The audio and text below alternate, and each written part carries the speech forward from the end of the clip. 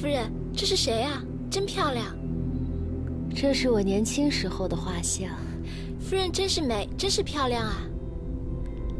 哎，对了，既然你妹妹在宫中六上中任上议之职，想必手中一定有宫女们的名册了。这样，你把这个交给她，让她仔细的找一找，看看宫中有没有哪一位宫女能跟这画像中人长得较为相似的。是，夫人。世子。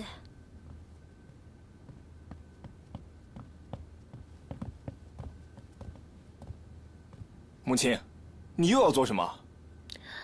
没什么呀，只是找出旧时的画像，让他们晒一晒而已。你别骗我了！你分明有想在宫中搞什么阴谋诡计。哎呀，你这孩子，你说什么呢？我怎么听不明白呀？你以为那年周废帝暴死之事，阿史那时为什么没有招出你来？那是因为当晚在宫中负责宿卫的是我。如果不是我灭口及时，母亲你早就……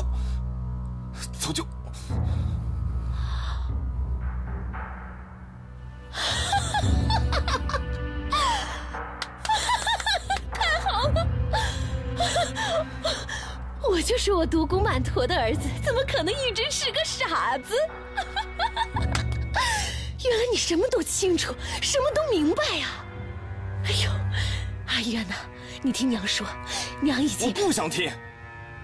娘，都已经这么多年了，难道你还放不下那点执念吗？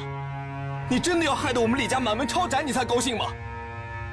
阿金，快把刚才出去的那个侍女给我拦回来！你甘心吗？你的母亲与杨勇的母亲同是姐妹，你的父亲与杨勇的父亲昔日都是柱国的丞相，可现在呢，他凭什么是高高在上的太子，而你呢，只能做卑躬屈膝的臣下？我不相信你没有想过。无用的事情，我从来不去想。独孤天下的预言，我相信你听说过。30年前，大家都觉得它印在了我长姐身上。现在呢，人们又认为印在了皇后的身上。可谁知道30年之后，它不会印在我身上？母亲，我听不懂你在说什么。不懂，就交给母亲来做。可是你这些无关痛痒的折腾，根本不会起作用的。怎么会呢？那河沿上的石堤，就算再坚硬，只要有那小蚂蚁一点一点的啃，终会有决堤的那一天。我7岁的时候就认识杨坚了，我对他再熟悉不过了。今天，只要我稍稍那么一看，我就知道，他不会再满足于做一个清心寡欲的帝王子。是男人，就会有欲望，忍得了一时，他忍不了一世。几10年对着同一个女人，他早就看腻味了。既然是这样的话，那就让我来帮他一把了。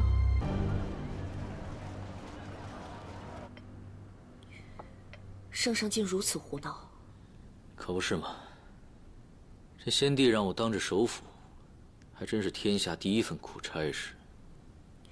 圣上年少时被管得太紧，如今手握大权，难免有些收不住性子。那也不至于。身为天子，连扶丧都不扶完。哼！如果不是看在他登基的第1道圣旨，是封咱们女儿为皇后，我早就想把他拉下来痛打一顿了。你如今可是大司马，可不能动不动就发脾气。辅政官哪是那么好当的呀？是啊，忍字头上一把刀。我现在终于明白，宇文护为什么要连杀那么多宇文人了。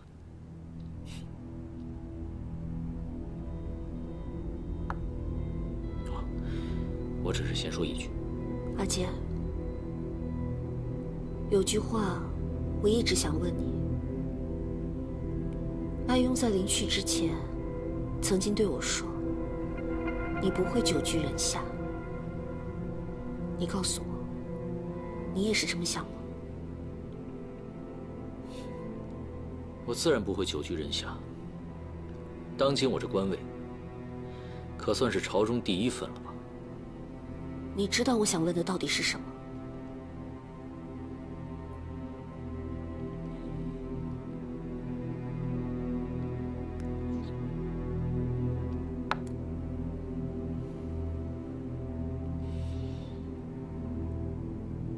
你还记得回京的路上，我们路过的那个小庙吗？那就是岳父跟魏孝武帝，他们就是在那儿得到了独孤天下的预言。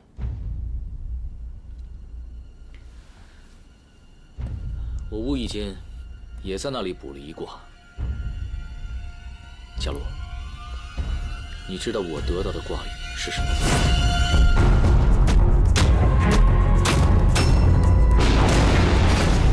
是地星一名，独孤天下。你不要信那个，根本就是有人在搞鬼，或者根本就是凑巧。天下有这么巧的事吗？就算是真的又如何？以前那个独孤预言是假的，就算这句是真的，那当初为了这句话死的人还少吗？你冷静点，看着我的眼睛。伽罗，如果得到这个预言的人是你，你会怎么想？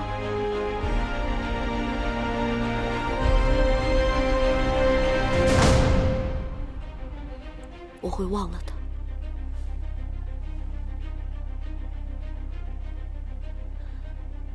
每个男人都有英雄志，帝王梦，我理解。可是阿姐，这10几年来，阿庸一直视我们为至交好友。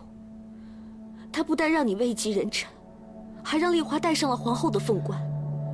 我们不能对不起他。说了半天，你还是为了他。可是伽罗，我才是你的夫君。正因为你是我的夫君，所以我才要阻止你。阿姐，帝王梦再好再美，它终归也只是个梦。我不能看着你为了一个虚无缥缈的未来，变成一个背信弃义的人。你在阿庸面前发过誓的，你会竭尽所能，忠心辅佐新皇。难道你忘了吗？好了，那我就把他忘了，这样你满意了吧？阿杰。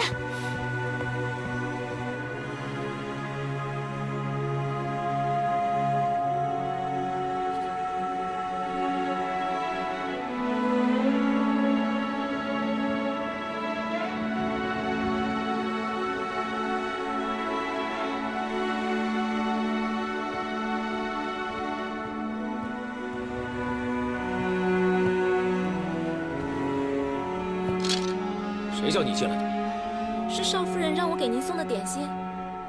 出去。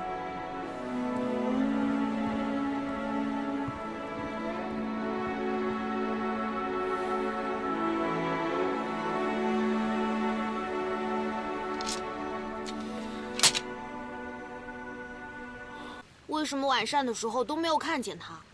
是不是生病了？臭小子啊，敢在背后咒你老子啊！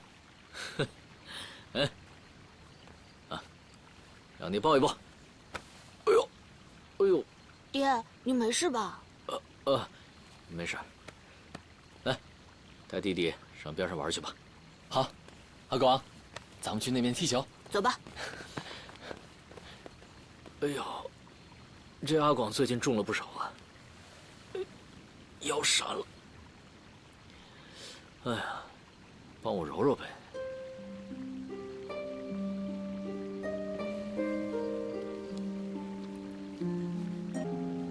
还是你揉的舒服啊？怎么了？生气了？我刚才只不过一句气话，你也不至于罚我独守空房吧？你看，阿勇他们现在已经长大了，个个都精得很，你好歹在他们面前给我留个面子，行不行？我没有，我只是……总之，你别多想。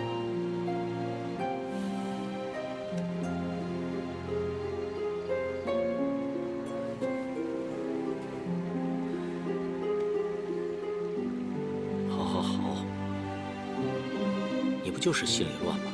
我懂，反正都是我不对。宇文邕刚刚走，你心里肯定不好受。我不应该跟你说那些话，更不应该对你发脾气。阿杰，可你也不能全怪我呀。你看，你跟他认识的早，感情又那么好，甚至在他临走之前，只要求你一个人带。如果换成是你，啊，你心里能好受吗？我……好了好了，我知道，可我就是忍不住的下赌气。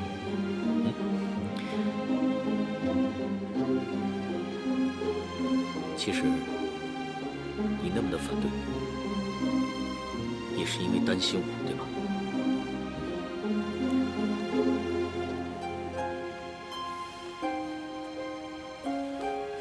《天龙八部》中的阿修罗长得极美，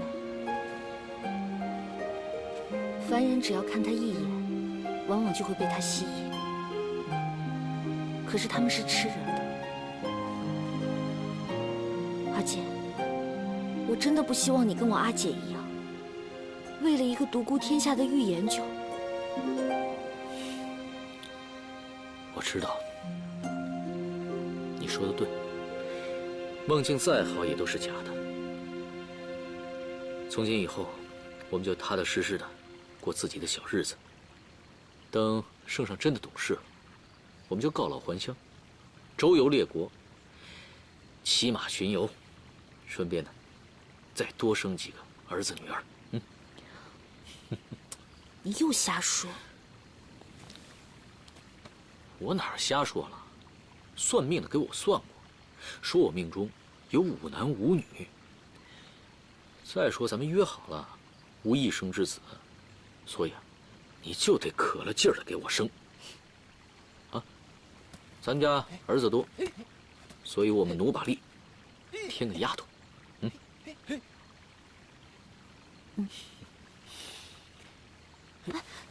哎，生丫头去。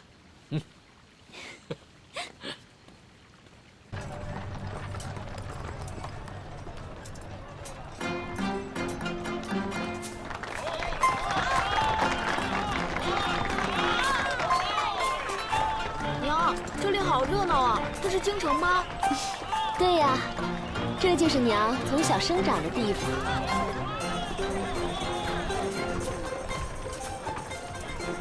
我要吃那个。不行，你是国公，怎么能乱吃那些脏东西啊？你生病了怎么办啊？万一下毒了怎么办？可是，京城这么好玩，你怎么不带我来玩啊？阿娘告诉你啊，之前啊，这里住了一个大恶人，因为阿娘怕他，所以一直带着你啊躲在咱们老家。可是现在好了，这个大恶人死了，所以天就晴了。夫人，还请慎言。怕什么呀？我又没指名道姓。这么多年了，你这性子还是这样。出来之前，妾身不是再三跟你说过吗？行了，我知道了。你无非就是想说，渊儿已经到了受官职的年纪了。那杨坚呢？现在又是大司马，又是外戚，我们得讨着他点儿。上次在突厥，他欠我一条人命呢，这点小忙，他必须得帮。对了，夫人，令妹那边，你要设法交好。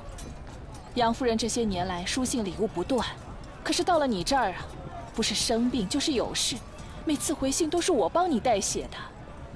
求他，除非我死了。呀，夫人，你说什么呢？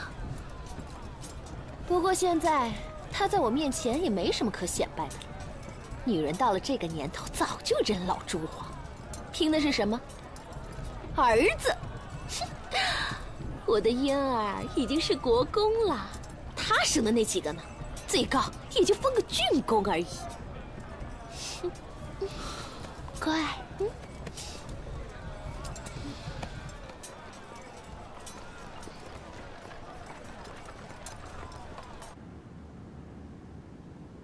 小侄杨勇给姨母请安。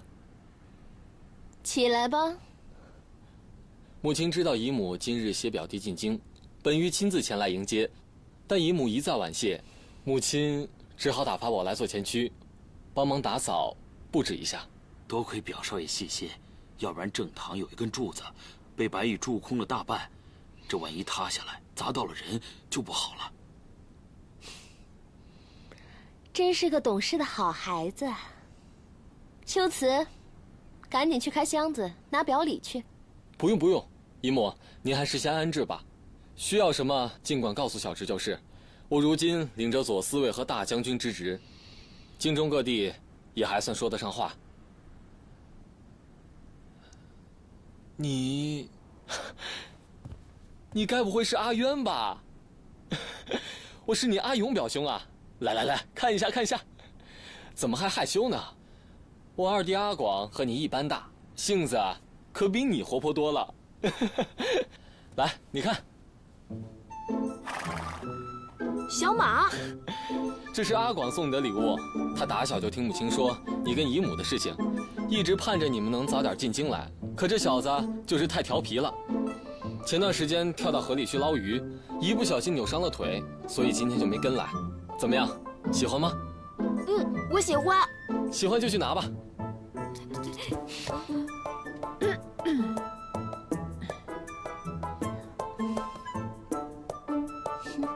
还不谢谢表兄啊？谢谢表兄，以后我能经常和你玩吗？当然啦，西郊御苑那边能骑马能射猎，先皇特许我们兄弟能自由出入。你要是愿意的话，下次可以带你一起去。好，我现在就想去。娘，我现在就想去。你可是国公，不能光顾着玩耍。明日咱们还要进宫去见圣上呢。没关系，以后机会啊多的是。小侄杨勇先行告退。且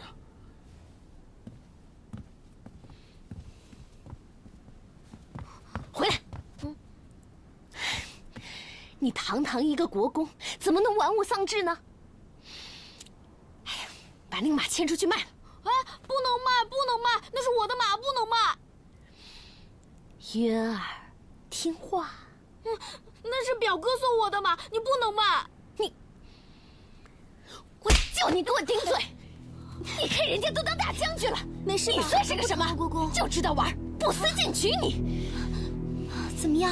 哎，国公，你有本事跑了就别再回来。夫人，就算您心里有气，也不能打自己儿子呀。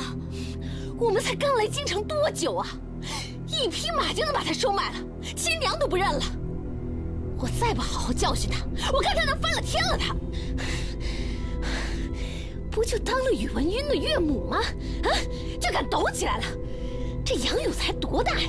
凭什么当了大将军，还自由出入御苑？我看他就是在我面前臭显摆。夫人，你给我闭嘴吧你！别老一副忠言逆耳的样子，我受够了。把我那斋衣和宝钗全都给我取出来，好好的相宣伺候。明日命妇进宫朝拜，我绝对不能比他落了下乘。不好了，出大事了！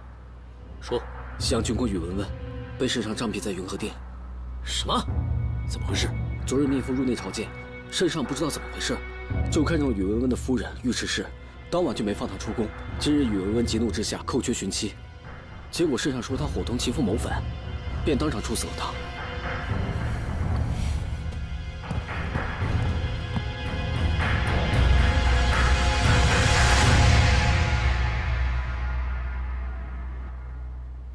好，再来一杯，喝。杨大人，放肆！圣上，论宗室辈分，尉迟是算你堂嫂，你这么做，不怕乱了纲常吗？你有什么资格说寡人？唐国公的太夫人，之前好像也跟你不清不楚过吧？你想干什么？难道你想谋逆吗？圣上，我是来辅政，不是来受辱的。连你父皇在的时候都敬我3分，所以，我劝你，你最好谨言慎行。去年日，厚葬宇文温父子，乘其暴病身亡，追其为国公，快去！杨坚，你敢！我是先帝遗命辅政的大臣，大司马上柱国，手掌20万大军，有何不敢？圣上，臣劝你以后最好消停点，天怨人怨的事情少做，不然你的2位叔父就是你的前车之鉴。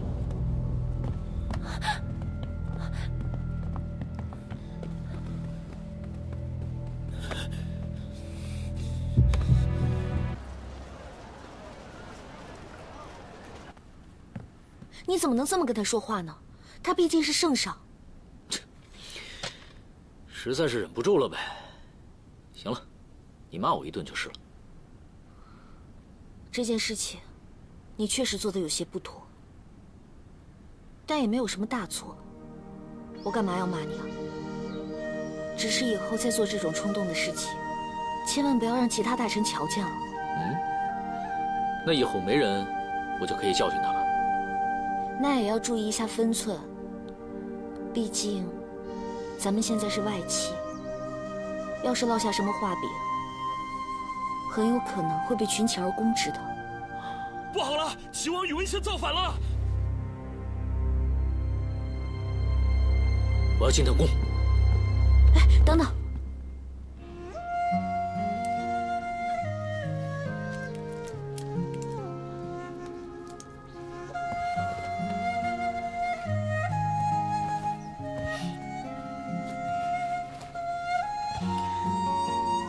马上召集伏兵，万一我回不来了，你一定会回来的。记着，今晚的赢家，无论是圣上还是宇文宪，你做事都要格外稳妥，千万不要让别人抓住半点错处。我会的。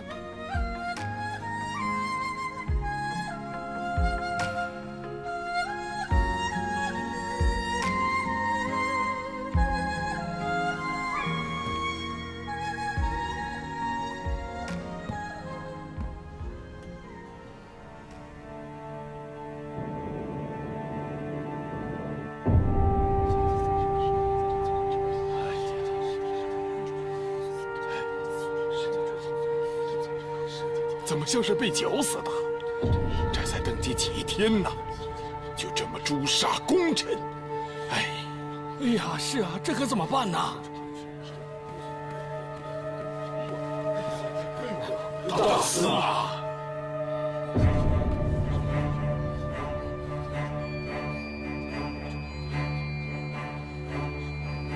圣上到！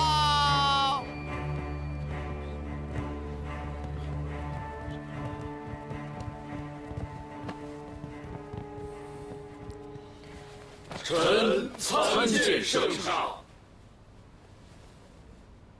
都起来吧。谢圣上。众卿都看到了，宇文宪深夜进宫，逼寡人交出太师之位未果，便要刺杀寡人。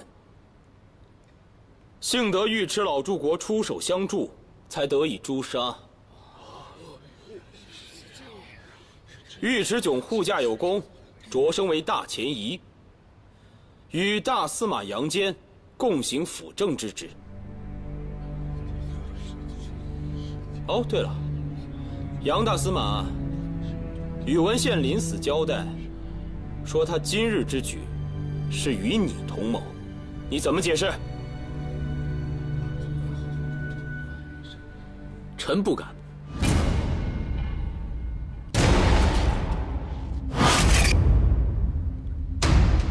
只是臣与宇文宪平素并无交好，是以这不过是叛贼在临终前攀咬而已。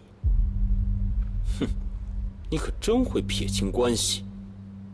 不是臣刻意分辨，只是宇文宪造反，就是为了篡位而来。而臣女，乃是圣上的中宫皇后，若臣跟着他造反有何好处？圣上乃是大事明君，想必自能明辨是非。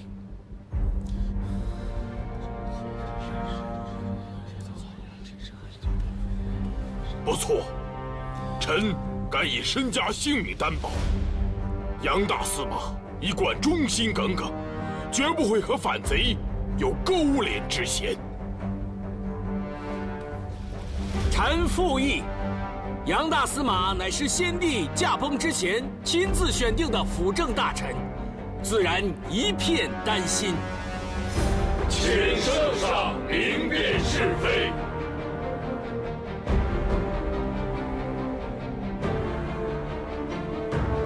好了好了，你们都是忠臣，满意了吧？谢圣上明鉴。对了，还有2件喜事。第一，寡人要册封生母为帝太后。第二，尉迟柱国之孙，一犯娴雅，深得寡人之心，寡人欲册为贵妃。不知杨大司马作何感想？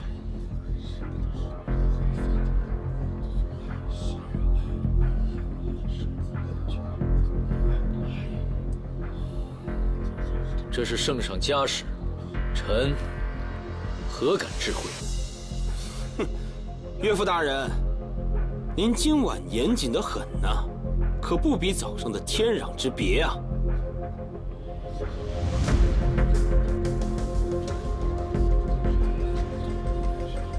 好了，都滚吧！臣等告退。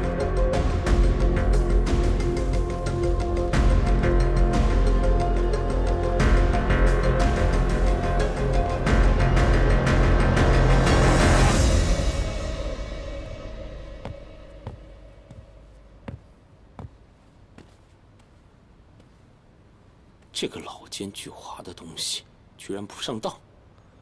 要是他能像今天早上那样对待朕，寡人早就以下犯上杀了他。可怜你准备的那些刀斧手了。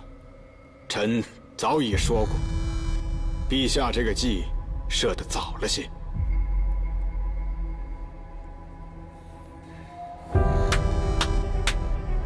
都出来吧。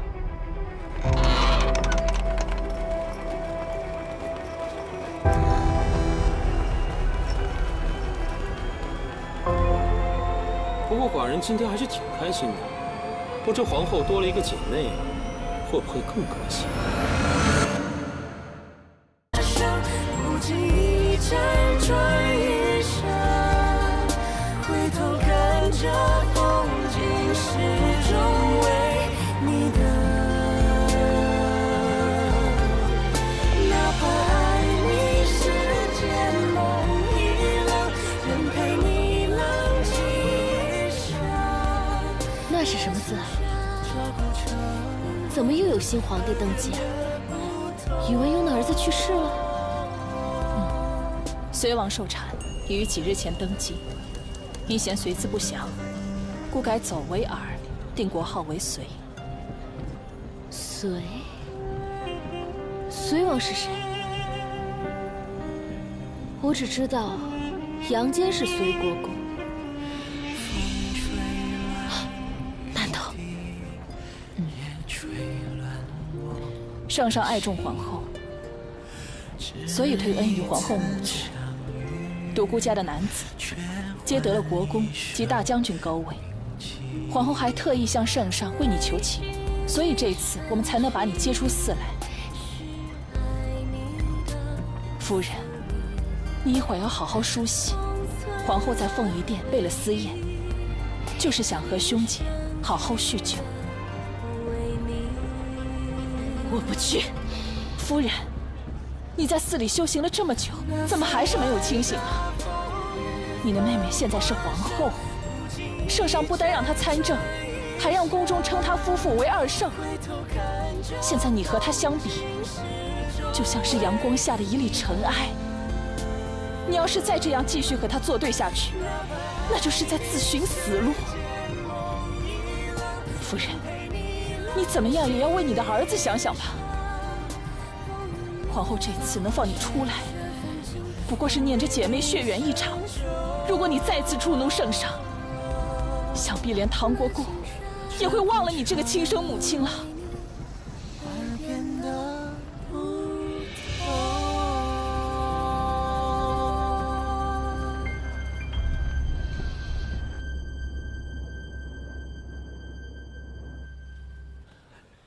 自父亲亡后时隔20年，我们兄弟姐妹才能重新聚首。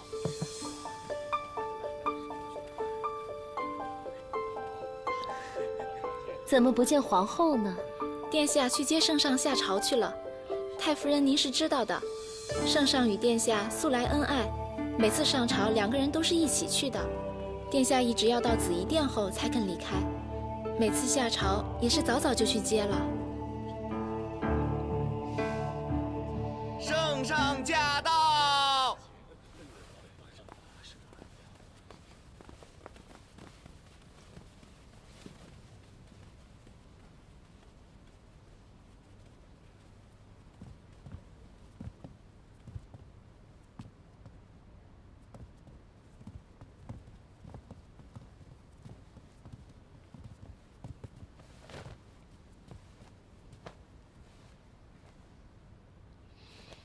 参见圣上，参见皇后。平身。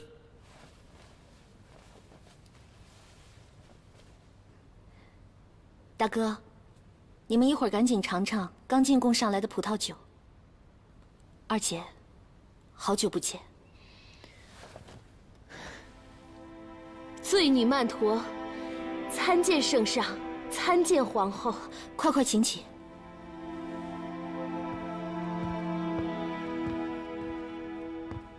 殿下，请听臣妾把话说完。这些年，臣妾一直在寺中潜心修佛，闲暇之余，也会回想起那些陈年旧事。臣妾虽然野性独孤，可一直自卑于自己庶出的身份，才会心生妒忌，一次次作茧自缚。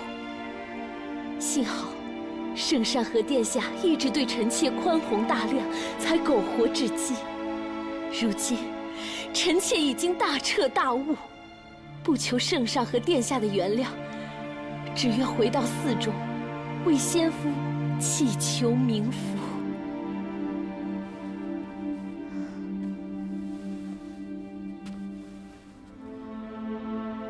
二姐，既然过去的事情都已经过去了，就不要再提了。是啊，你要是修行，在国公府里面设一个小佛堂就是了，干嘛还要回寺里呢？那个地方那么清苦，待久了肯定对身子不好。可是我已经习惯了。大家都先下去坐吧。而且，你就听我的吧，就在国公府里啊住着吧。有一个人，你肯定很想见到他。唐国公到！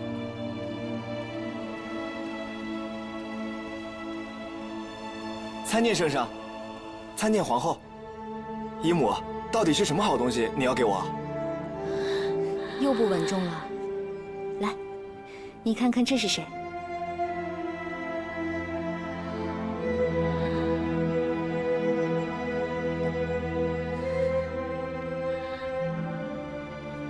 娘，月儿，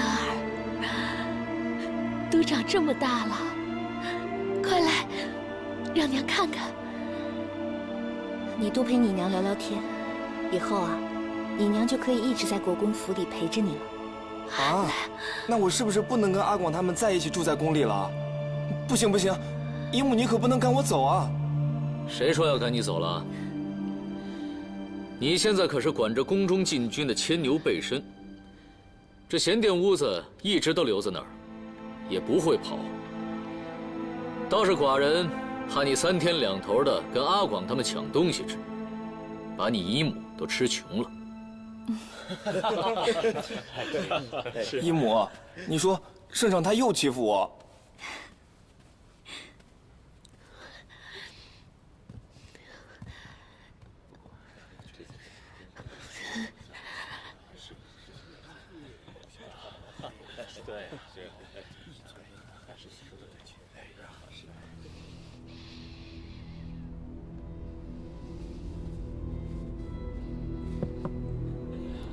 太夫人，请用膳。不用，我已经习惯吃素了。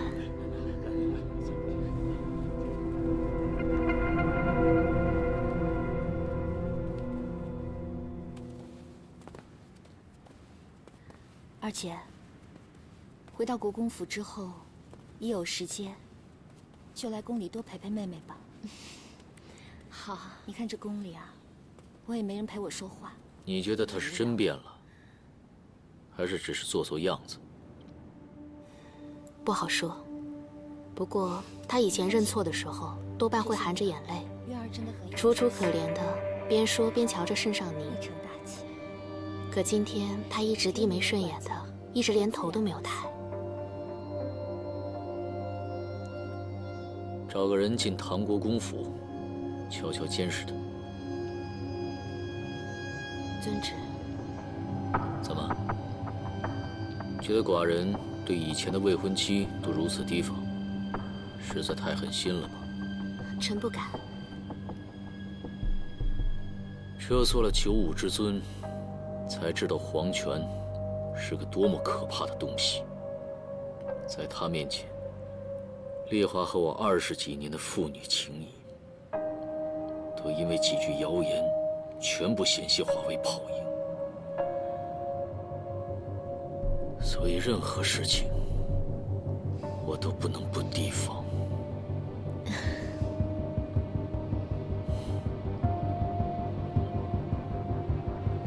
我先走了。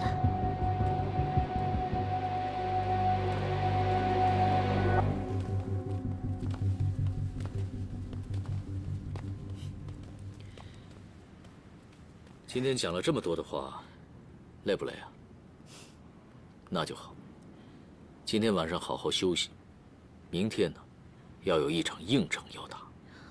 陈国又出兵犯境了。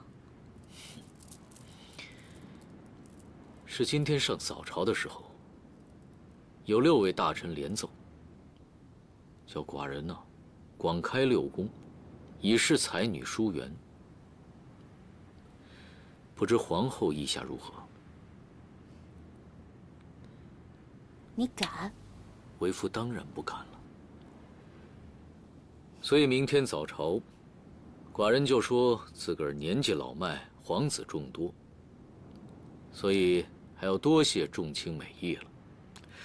只是不知道大臣们听了这些话之后，会不会在背后里嘲笑寡人已经雄风不在了？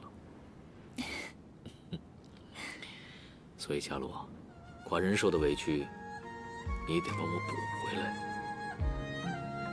你真的心甘情愿？古来的帝王可没有虚设6宫的。谁叫我娶了一个小心眼的媳妇呢？早些年，你提着一把宝剑到酒楼，差点把我跟歌妓一起劈死的事儿，好多人肯定还记着。只是以后啊，不管是朝野之间，还是史书之上，恐怕只留下你生性嫉妒、擅宠爱姬的恶名，你受得了吗？史书是写给别人看的，可日子是咱们自己过的。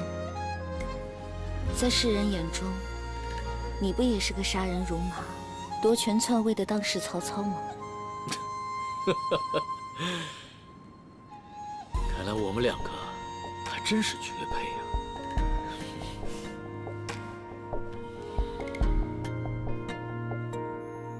娘啊，您是不知道，圣上一说要虚设六宫啊，这朝堂上都快炸了，好多老臣马上就跪下来，边磕头边说这万万不可。可圣上根本不听，还在那儿说，逼着寡人在那嫔妃干嘛？寡人的儿子已经够多了，你们就是嫉妒自家山妻不如皇后的贤德美貌。嘿嘿，明明是姨母嫉妒，圣上反倒说是他们嫉妒。母亲，你说好笑不？你姨母跟圣上本来就是伉俪情深，那是再好不过的事情了。阿渊啊，用过膳了没有啊？为娘刚刚准备了。娘，我早就在宫中吃过了，今儿姨母特高兴，特地给我们做了冷桃吃呢。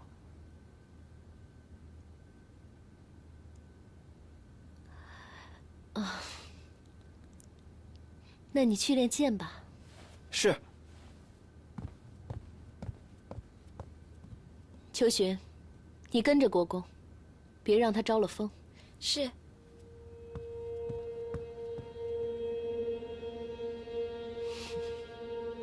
杨坚啊杨坚，你当真以为关了我2年，我就变成傻子了？我不知道他是奸细吗？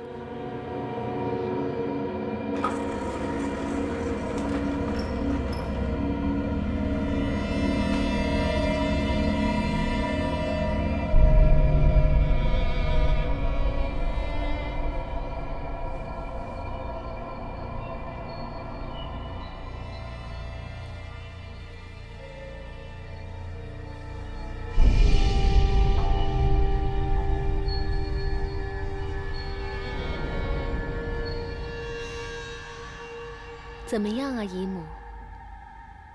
想通了吗？就算你把我杀了，我也不会告诉你皇宫的密道的。你也太不识时务了。现在想想，长姐当初肯把你赐给我，也是因为你在宫中不够聪明吧？你才是自寻死路，你知道吗？都这个时候了，你还想着和圣上皇后作对，啊！你居然还想着和那个阿史那太妃来联手，你知不知道？现在突厥人是我们的死敌啊！我管他们是谁，反正现在我已经什么都不剩了。我的头发白了一半，我的月儿几乎成了别人的孩子。那杨坚本来应该是我的夫君，我才应该是那个带着凤冠的皇后。是他们把我害成这样的，是他们！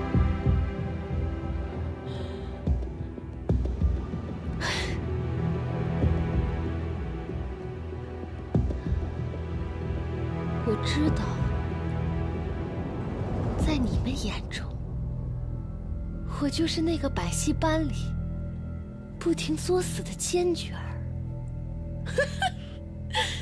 可是人生不是演戏，谁规定的？别人踹了我一脚，再扔个蜜桃，我就应该感恩戴德。我还不到40岁，凭什么我这一生就应该忍气吞声？凭什么？你疯了！你疯了！疯了！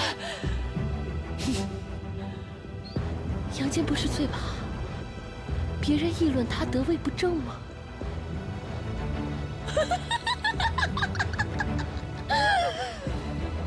你等着！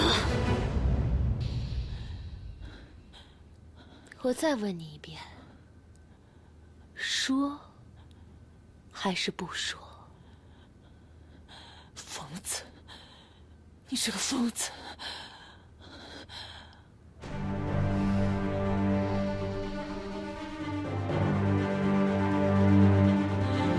你是个疯子！你是个疯女人！你说不说？疯子！你这个疯女人！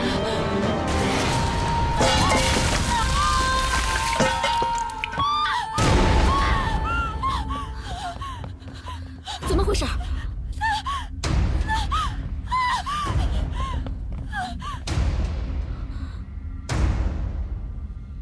儿，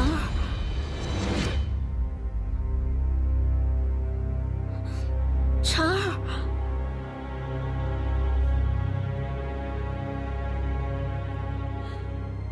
儿。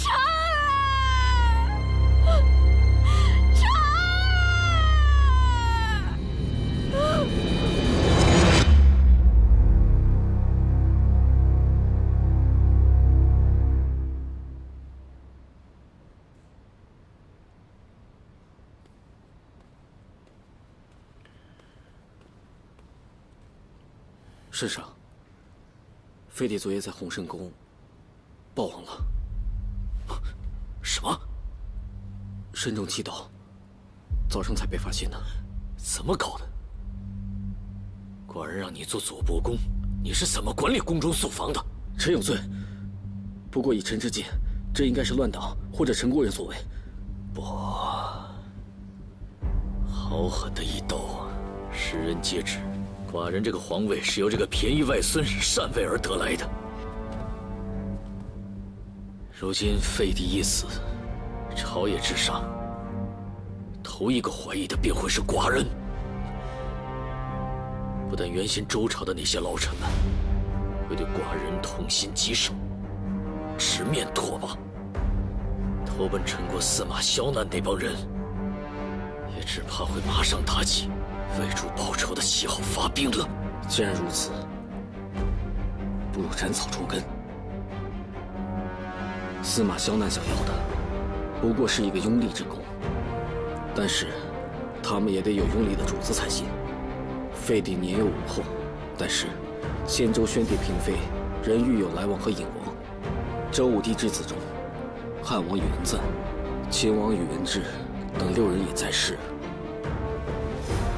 只要我们抢先动手，让他们全部被陈国刺客所杀的消息天下皆知，世人就不会怀疑您是杀害废帝的凶手。因为按常理而言，您为了身后之名，绝对不会做这么绝。不行，我答应过家罗，要保他们一世安康富贵。陛下，是一国之存亡重要，还是您对皇后的承诺重要？我朝处理，江山若是不稳，死的不单是臣等，还有圣上，还有皇后，还有诸位皇子皇女。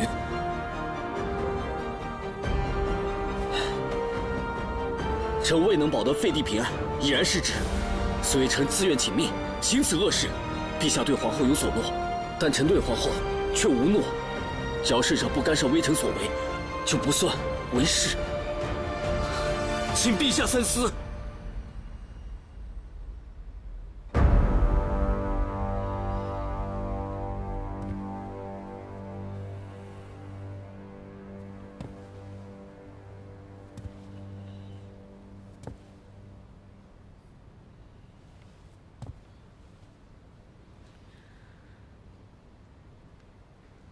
你去吧，寡人就当今天没有见过你。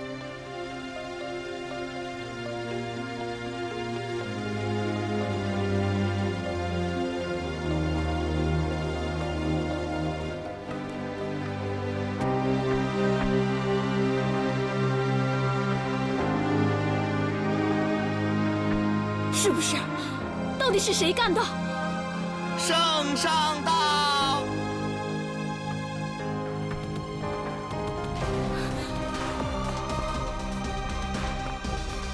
是不是你杀了婵儿？是不是？李华，他们父子俩都退位了，我把天下都让给你，为什么你还是不肯放过他们？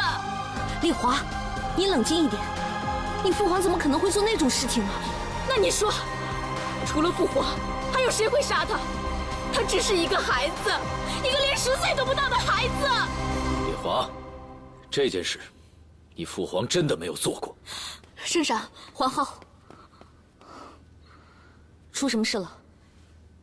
接到宫外急报，汉王宇文赞和秦王宇文智突遇刺客，曹王宇文允意外坠马而亡，悼王宇文冲突发心疾，蔡王宇文兑和金王宇文元也自尽了。6人同时出事，不可能这么巧。刺客抓住了没有？没有，郑荣他们只来得及抓住了1个，可是也马上服毒自尽了。人呢？都还活着吗？圣上，不好了！有人在太液池里发现了来王和影王。你现在总该信我了吧？如果我真的要杀废帝，我不会蠢到在同一天让宇文氏皇族灭族。其实，郑荣他们检查过刺客的衣物，是陈国那边的捐部所知。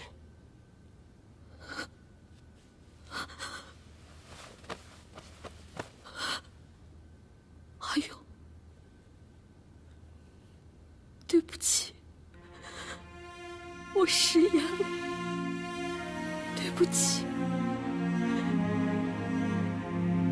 对不起，对不起，对不起。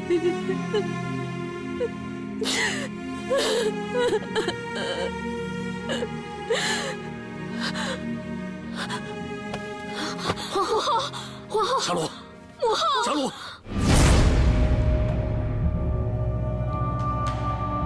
伽罗，你答应过我什么？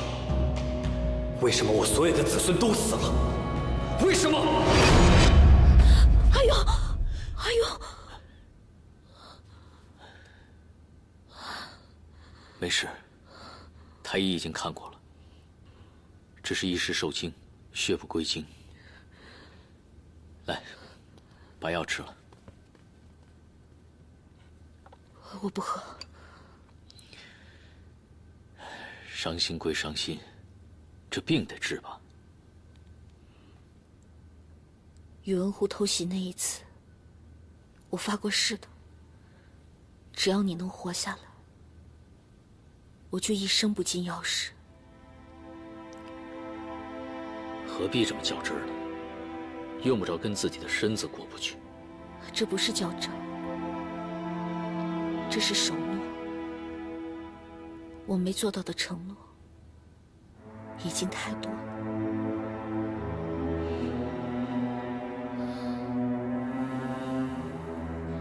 放心吧，我自己的身子我自己清楚，血吐出来就没事儿了。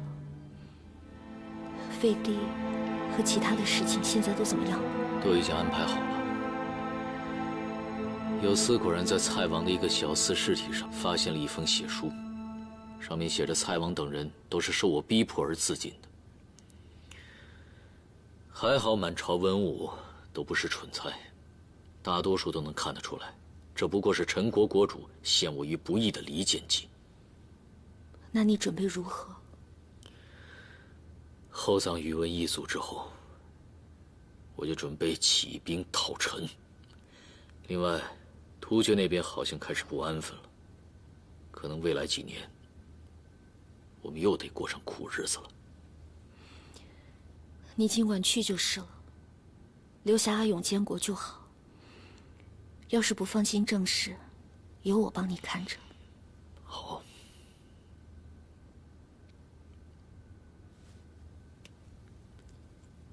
对不起，如果我多派一点人保护他们。不怪你，夜深了，你早点回乾安殿歇息吧。今晚，我想让丽华来陪我一起住。好，我现在就派人把丽华找来。阿杰，这件事当真和你无关吗？当然。当真。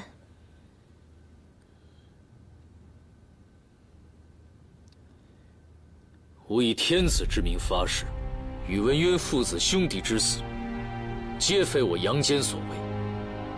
若有虚言，我大隋国运当止于50年。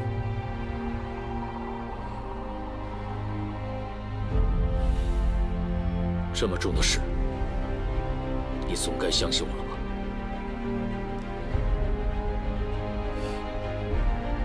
我当然信。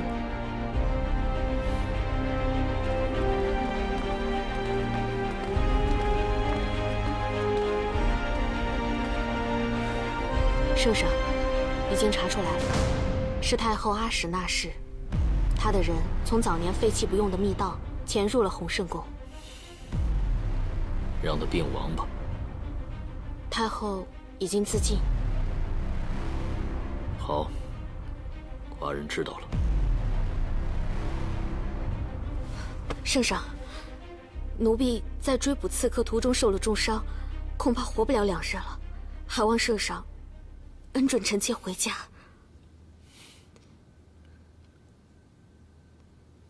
重伤？郑容已经告诉你了吧？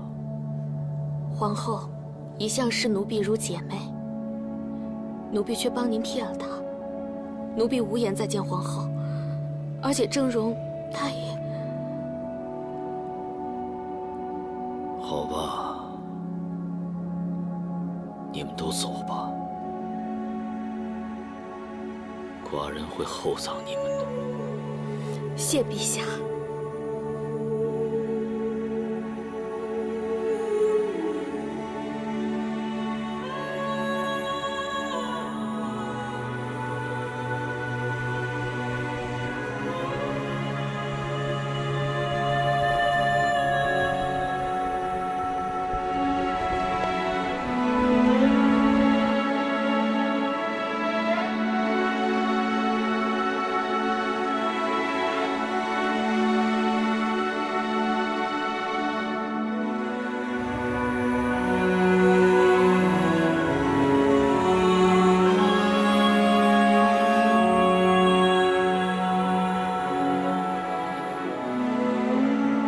圣上灭掉梁陈两国，统一了中原，连500年以来一直桀骜不驯的突厥人，也第一次正式臣服于汉天子，连百官都开始齐声称赞，说我的丈夫是不世出的英雄，是受命于天的转轮王。可是，为什么？为什么我却一直没有办法真正的开心起来？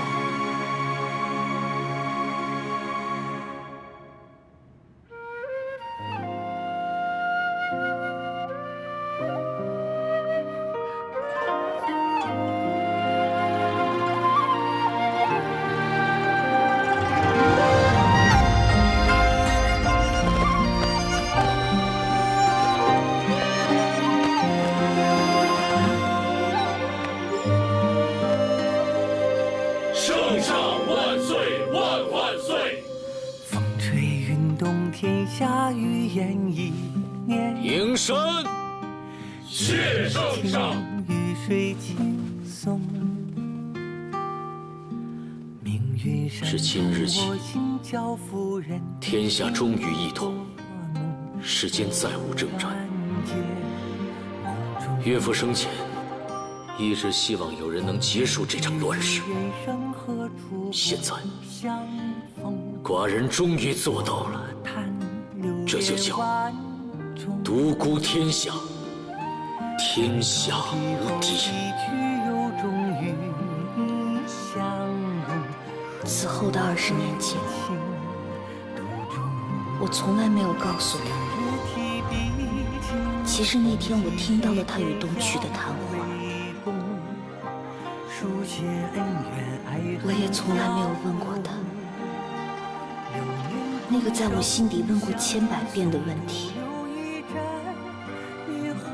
峥嵘所为，是否是受他指使？我不能问，因为他早就不仅仅是我的夫君，而是一位帝王。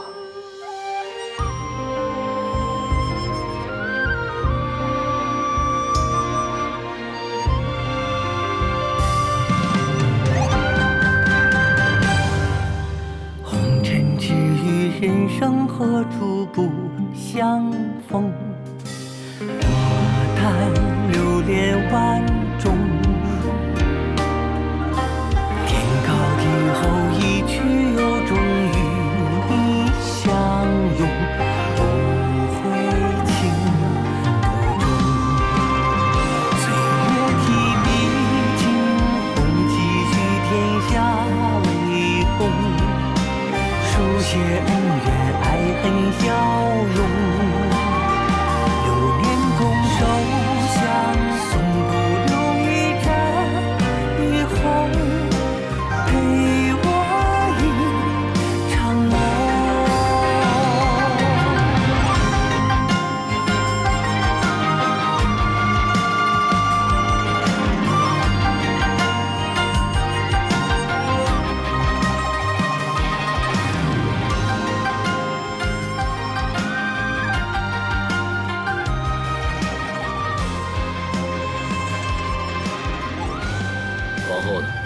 回圣上，皇后身体欠安，已经安歇了。提笔惊鸿，几许天下为公，书写恩怨，爱恨消融。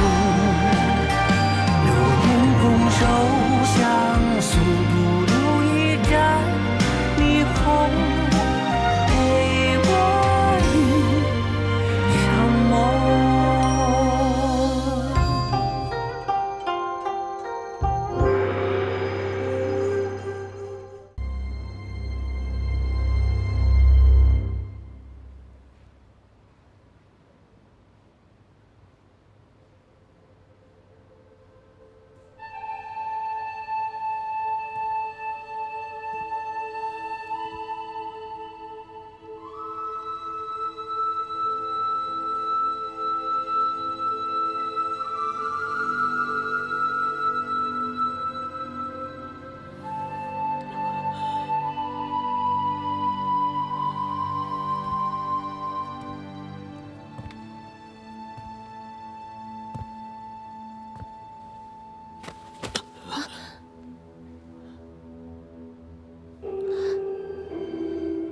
曼陀，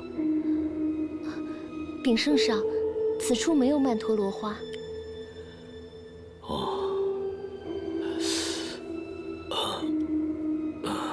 寡人头有点晕，辅佐一下。圣上，殿后有净事，圣上可以稍作休息。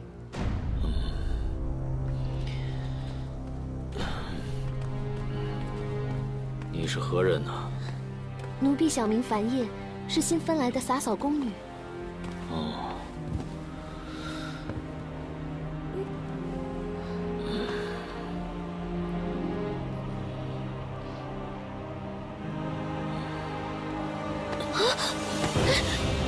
圣上，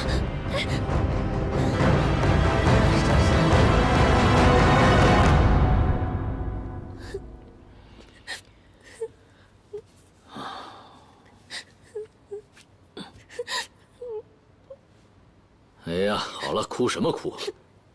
真是中了邪了！我怎么突然就……哎，奴婢怎能不哭？宫中的人都知道，圣上惧怕皇后，多年来一直虚设留宫。若是今天的事被皇后知道了……行了，寡人是当今的圣上，偶尔宠幸个妃子有何不可？寡人就赐你个才子之位，以后你就住在东都洛阳宫中去吧。谢圣上。待会儿上宫会安排此事，今天的事情不许跟任何人说。是。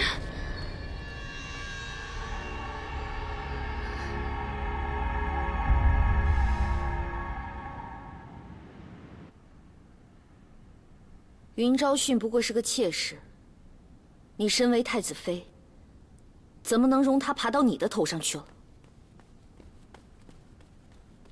皇后，上宫萧氏求见殿下。宣。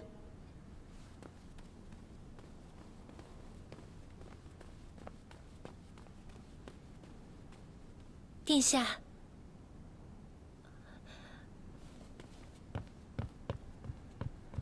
皇后，陛下宠幸了一名宫女。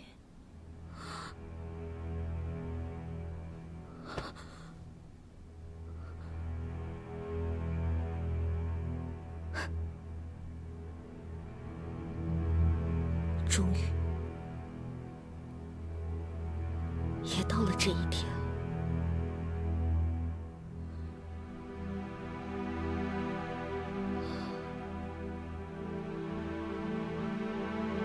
那个宫女叫什么名字？这是她的官旗，请殿下一阅。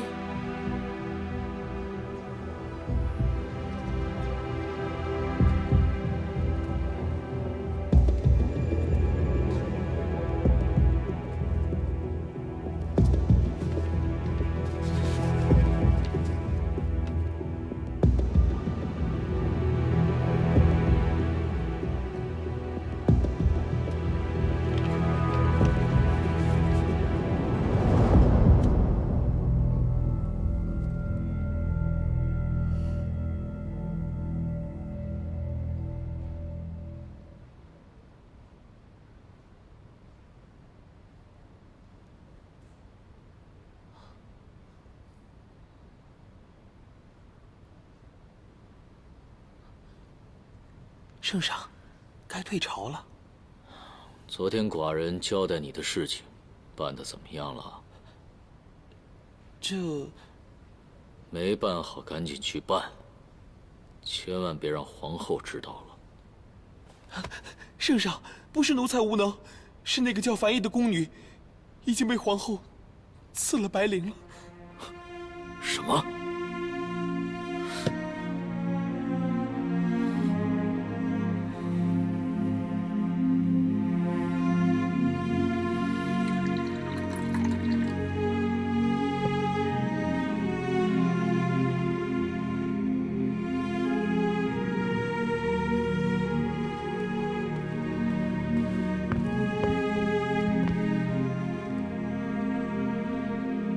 皇后，圣上是来向臣妾问罪的吗？你为什么要杀了他？寡人是对你发过誓，说此生绝无义父之子，寡人也做到了。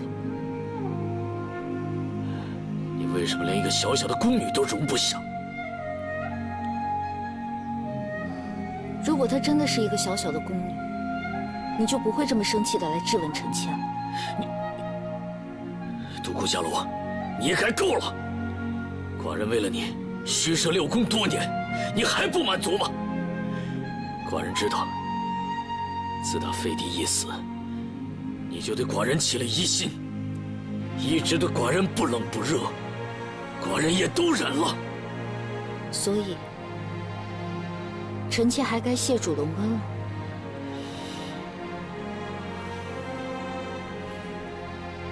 圣上若觉得臣妾有罪，就请废臣妾后位。臣妾绝无多言。你好，你不过是仗着寡人一直纵着你。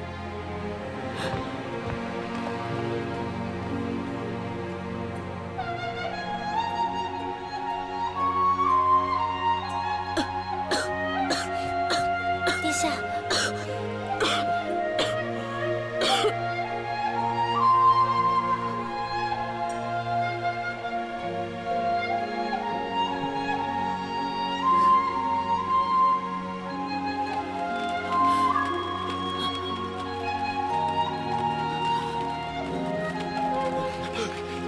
圣上，圣上，圣上，圣上，圣上，圣上，圣上，圣上，圣上，圣上，千万别冲动啊，圣上！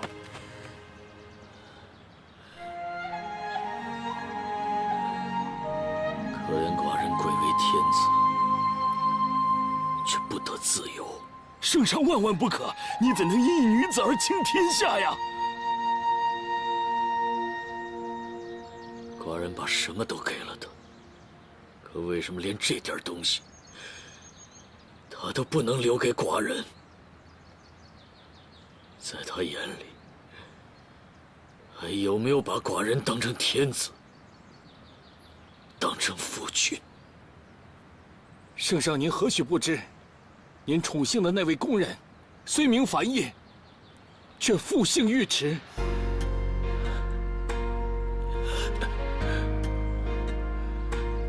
其父尉迟敦，居于大襄2年，死于陛下剑下。上宫已搜过灵光殿尉迟氏住所，在其中发现未燃尽的迷香。陛下，皇后虽妒，却绝非不明大体之人。尉迟氏既别有用心，难免心怀不轨呀！陛下，伽罗，伽罗，圣上，伽罗，伽罗，参见圣上，皇后不在殿内。那她去哪儿了？殿下说自己触怒圣上，已无言居于宫中，故已回旧居思过。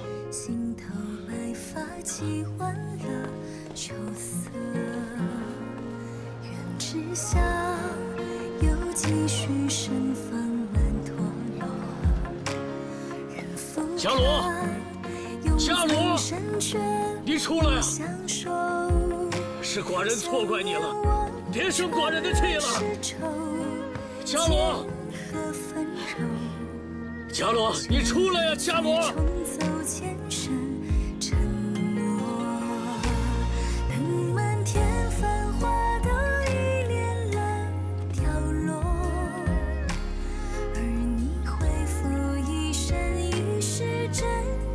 父皇，您还是先回去吧。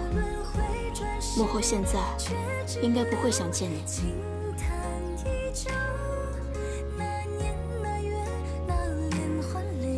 他为什么要这么对待寡人？那就请问父皇，什么时候您对母亲的自称从我变成了寡人了？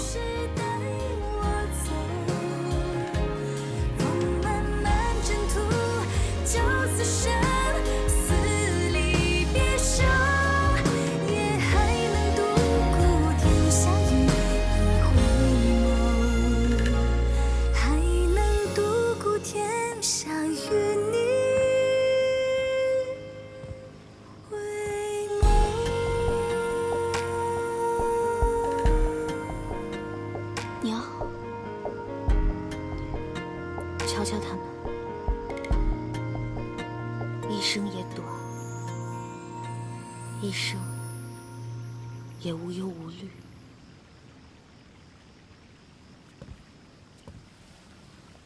娘，虽然知道您发誓一生不服药，但您早上毕竟吐过血，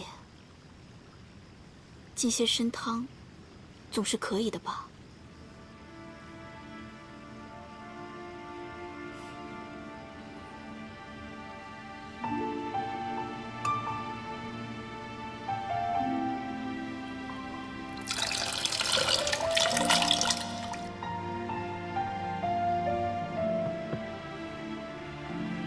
还在生父皇的气？如果我说我没有，你会不会觉得我在撒谎？您和父皇只是误会，既然不生气了，还是解开的好。其实之前我也一心认定，你和父皇就是杀害阿晕一家的凶手。可直到我看您跪在凤仪殿，哭着对阿晕的父皇说对不起的时候，我才知道自己一直都错怪了你们。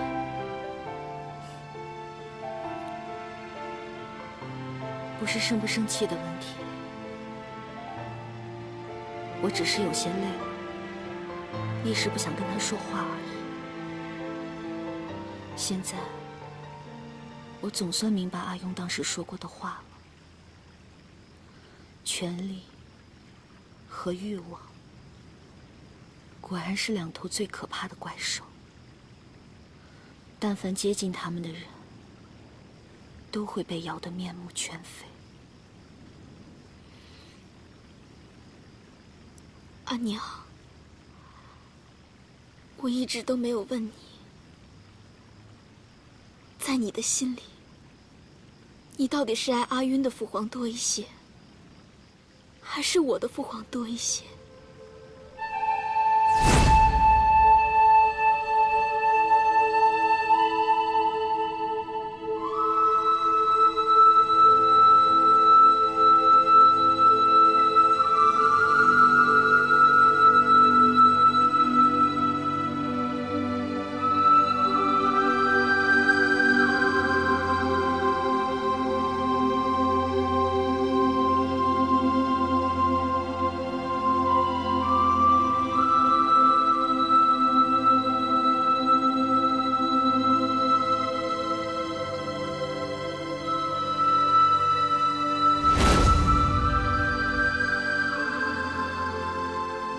人生50年，每一天每一刻都不相同。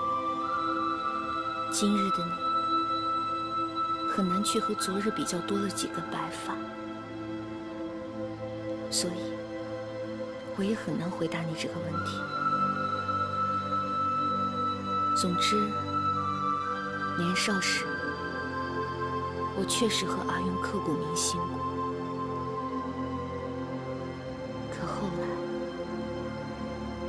又真的跟你的父皇心心相印过。你和父皇真的只能是曾经了吗？这么多年了，早就从夫妻变成了家人，哪里还需要什么心心相印了？所以这一次，我伤心归伤心，却始终恨不起他们。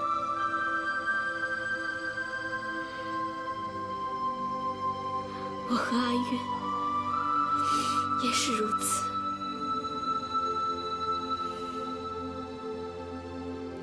阿娘，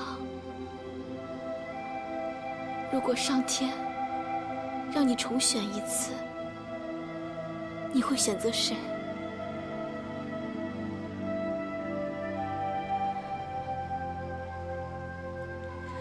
或许我谁都不选。我告诉你一个小秘密，这么多年来，我一直都在有意无意地模仿阿姐。可惜啊，天资有限，我永远也学不像。是爱你的宿命，封存了回忆，今生只愿为你。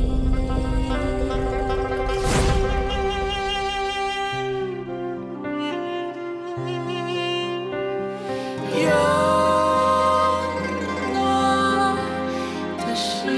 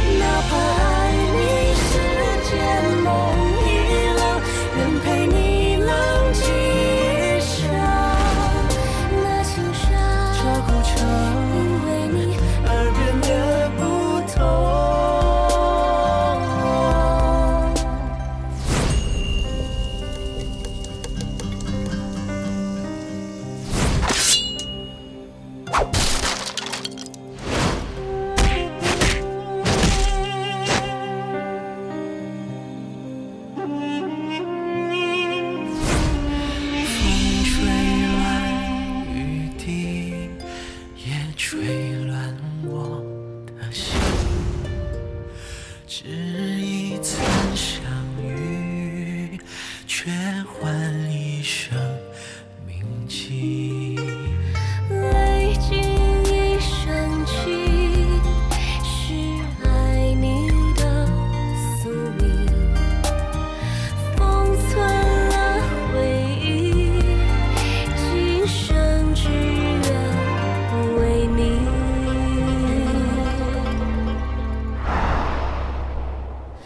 那塞外的风雨繁华声，不经意辗转一生。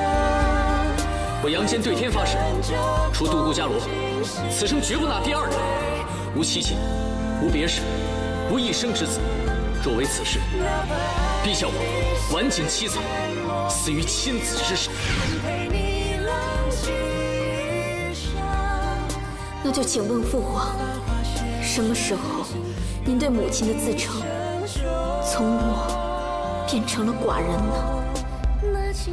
这古城而变得不同。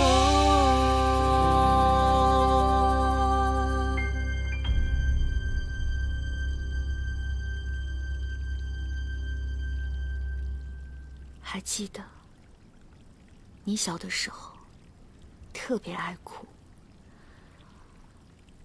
你父皇第一次见到你的时候啊，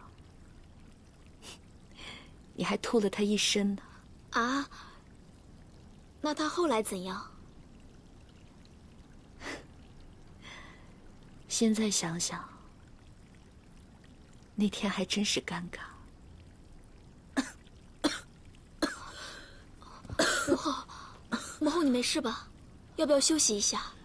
我没事儿，只是有一些心慌。天高九玄，地厚八荒。母后，是父皇。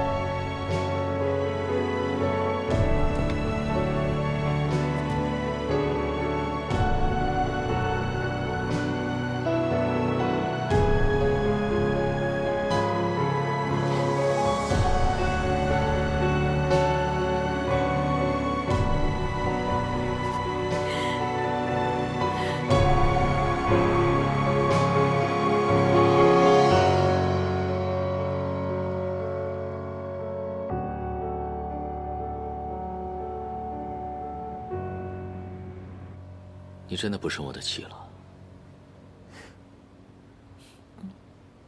其实，你早就知道了，对不对？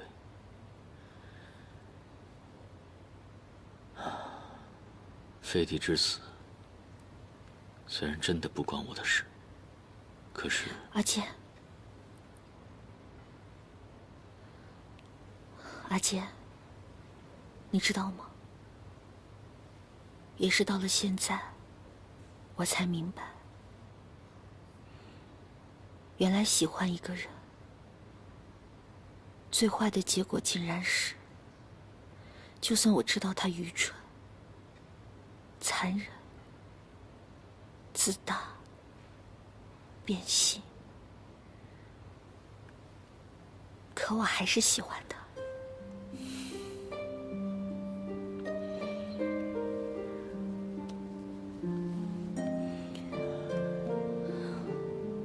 以后，我绝对不会再伤你的心了。我已经都想好了，反正阿勇现在已经可以独当一面了。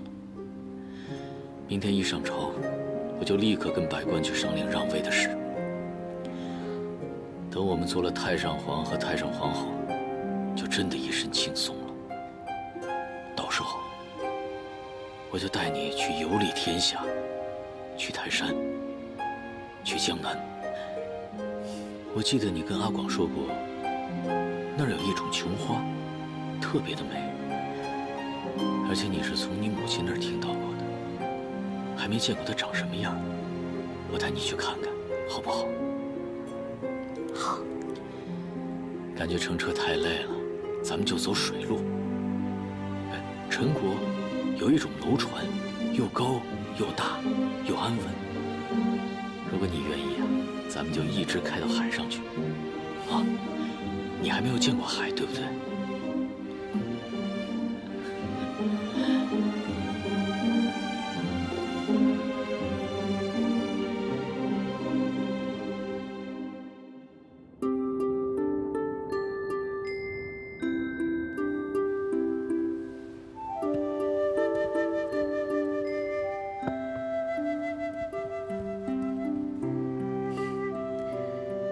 这个有点太重了，压得我有些喘不过气来。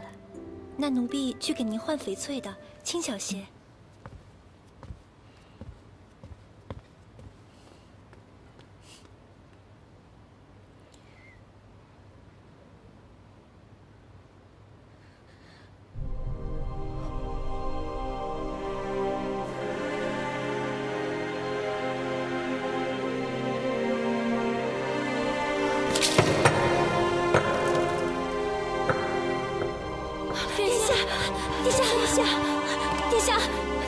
御医，快去叫御医！好，殿下。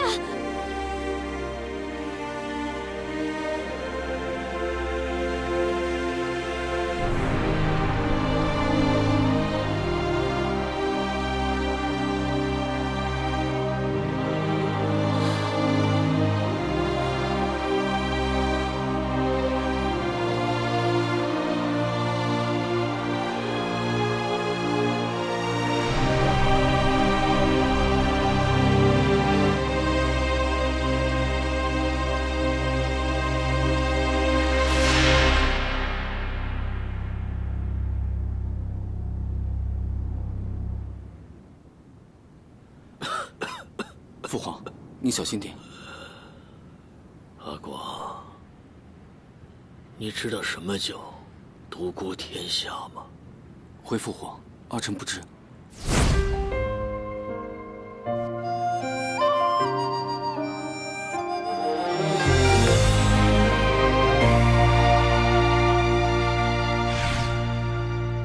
问世间，圣上万岁万万岁！多少流年，才会有一次擦肩？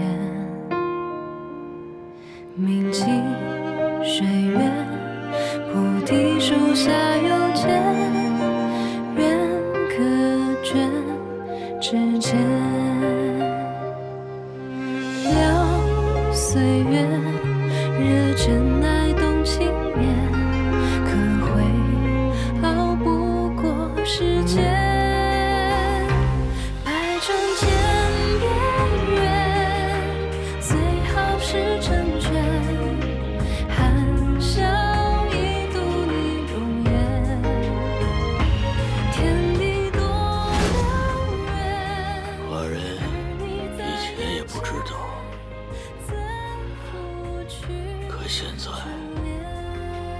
总算明白了。